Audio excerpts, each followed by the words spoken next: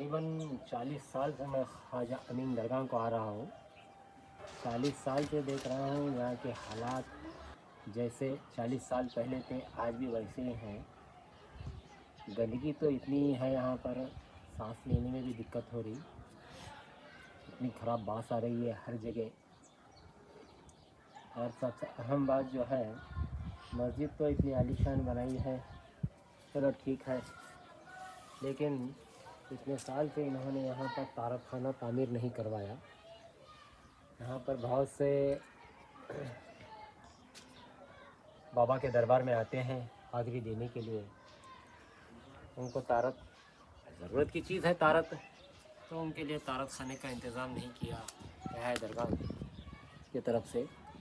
तो एक दिन का मामूल नहीं है, अब तकरीबन 40 साल से मैं देख रहा हूँ यहाँ पर तारक खाने का कोई इंतज़ाम नहीं है। तो दोस्तों, आज हम लोग आए थे ख्वाजा अमीन दरगाह अली को।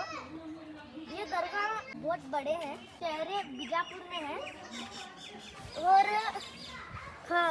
इस दरगाह में बुजुर्ग लोगों के फ़ोटो भी लगे हैं, और साथ में इस दरगाह में नमाज भी पढ़ सकते हैं, और साथ में इस दरगाह में कुआं भी है, और इस दरगाह में साथ में आपके दोस्त भी मिलेंगे। आपका का सोने की मंडी वो जो दिखाई दे रही नहीं, पुरानी इमारत, उस ज़माने में जो है वहाँ पर सोना चांदी हीरे जवाहरात का कारोबार हुआ करता था। कहाँ है अब्बू? वो जो कमान दिख रही है ना, वही। ಪ್ರೀತಿಯ ಮಿತ್ರರೇ, ದರ್ಗಾಗಳೆಂದರೆ ಅಲ್ಲಾಹನ ಔಲಿಯಾಗಳು ಅಂತ್ಯವಿಶ್ರಾಂತಿ ಹೊಂದುತ್ತಿರುವ ಪವಿತ್ರ ಸ್ಥಳವಾಗಿದೆ. ಅಂತಹ ಸ್ಥಳಗಳನ್ನು ಸ್ವಚ್ಛತೆಯಿಂದ ಇಡುವುದು ನಮ್ಮೆಲ್ಲರ ಕರ್ತವ್ಯವಾಗಿದೆ. ಇಸ್ಲಾಂ ನಮಗೆ ಕಲಿಸಿಕೊಡುತ್ತದೆ, ಅತ್ತುಹೂರು ಶತುರುಲ್ ಈಮಾನ್, ಪಾಕಿ ಆದಾ ಈಮಾನ್ ಹೇ. ಸ್ವಚ್ಛತೆ ಅಂದರೆ ಅದು ಈಮಾನಿನ ಅರ್ಧ ಭಾಗ. और एक हदीस में है कि तनल्लफ़ु फ़इन्नल इस्लाम नज़ीफ़ुन, साफ़ सुथरे रहो क्योंकि इस्लाम साफ़ सुथरा है. ಮತ್ತೊಂದು ಹದೀಸ್ನಲ್ಲಿ ಹೀಗಿದೆ, ತನಲ್ಲಫು ಫೈನ್ನಲ್ ಇಸ್ಲಾಂ ನದೀಫುನ್, ನೀವು ಸ್ವಚ್ಛವಾಗಿರಿ ಯಾಕೆಂದರೆ ಇಸ್ಲಾಂ ಸ್ವಚ್ಛತೆಯಾಗಿದೆ. ಈ ಎರಡು ಹದೀಸ್ಗಳಿಂದ ನಮಗೆ ತಿಳಿಯಲು ಸಾಧ್ಯ ಆಗ್ತದೆ ಇಸ್ಲಾಂ ಎಷ್ಟರ ಮಟ್ಟಿಗೆ ಸ್ವಚ್ಛತೆಗೆ ಪ್ರಾಮುಖ್ಯತೆ ಇಂಪಾರ್ಟೆಂಟ್ ಕೊಡ್ತಾ ಇದೆ ಅಂತ. ಆದ್ದರಿಂದ ಔಲಿಯಾಗಳು ಅಂತ್ಯವಿಶ್ರಾಂತಿ ಹೊಂದುತ್ತಿರುವ ಇಂತಹ ದರ್ಗಾಗಳಾಗಲಿ ಮಸ್ಜಿದ್ಗಳಾಗಲಿ ಮುಸ್ಲಿಮರ ಮನೆ ಪರಿಸರವಾಗಲಿ ಅವುಗಳನ್ನು ಸ್ವಚ್ಛತೆಯಿಂದಿಡುವುದು ಪ್ರತಿಯೊಬ್ಬ ಮುಸಲ್ಮಾನನ ಕರ್ತವ್ಯವಾಗಿದೆ. ವಿಶೇಷವಾಗಿ ಇಂತಹ ದರ್ಗಾಗಳನ್ನು ಮುಸ್ಲಿಮರ ಮಸ್ಜಿದ್ಗಳನ್ನು ನಿಯಂತ್ರಿಸುತ್ತಿರುವ ಕಮಿಟಿಗಳು ಇಂತಹ ವಿಷಯಗಳನ್ನು ಗಮನಹರಿಸಬೇಕಾಗಿದೆ. पाटिल प्लैनेट दिख जाता है गाइस, दिखाता हूँ आप। पाटिल दिखता है, देखो वो दिख रहा है ना, जो वाइट और चॉकलेट कलर का है वही। और साथ में आपको यहाँ से पूरा बीजापुर भी दिख सकता है। ಖ್ವಾಜಾ ಅಮೀನ್ ಚಿಸ್ತಿ ರಹಮತುಲ್ಲಾಹಿ ಅಲೈಹಿರವರ ಜಿಯಾರತ್ ಬಳಿಕ ನಾವೀಗ ಬಿಜಾಪುರದಲ್ಲಿ ರಾಜ ಮಹಾರಾಜರ ಕಾಲದಲ್ಲಿ ಚಿನ್ನ ಮತ್ತು ಬೆಳ್ಳಿಯ ವ್ಯಾಪಾರ ನಡೆಯುತ್ತಿದ್ದ ಈ ಒಂದು ಸ್ಥಳಕ್ಕೆ ಬಂದಿದ್ದೇವೆ.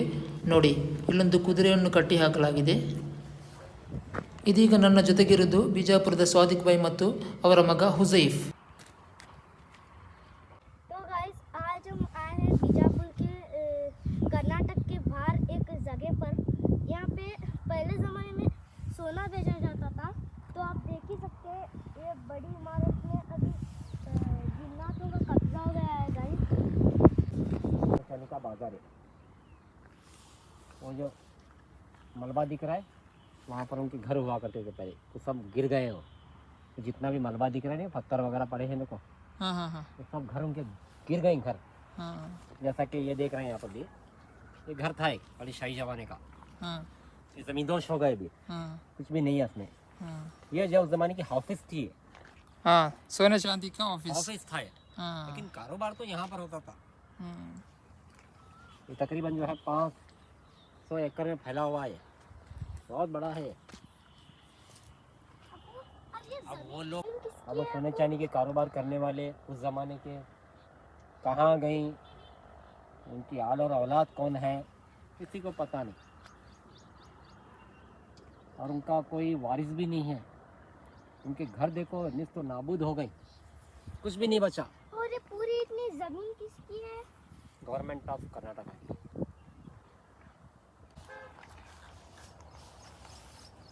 सादिक भाई क्या देख रहे हैं? मशरूम मशरूम सूख गया। अब ये सांप का घर है, सांप का घर है, सांप का घर। तोड़ को सांप का निकालना। देखो पहले का गच कैसा है, पहले का गच देखो। पहले हमारे- जमाने का हाँ कारीगर। Designing, shaping. ये भी देखो इतना बाबा जरा सा। कारीगरी देखो कैसी है, ये देखो कारीगरी राउंड शेप। राउंड से उस जमाने की। शायद ही ये घर या तो उनके किसी ऑफिस, 14वीं सदी में अली आदिल शाह नंबर 1। यानी 600 साल पुराना इमारतें हैं।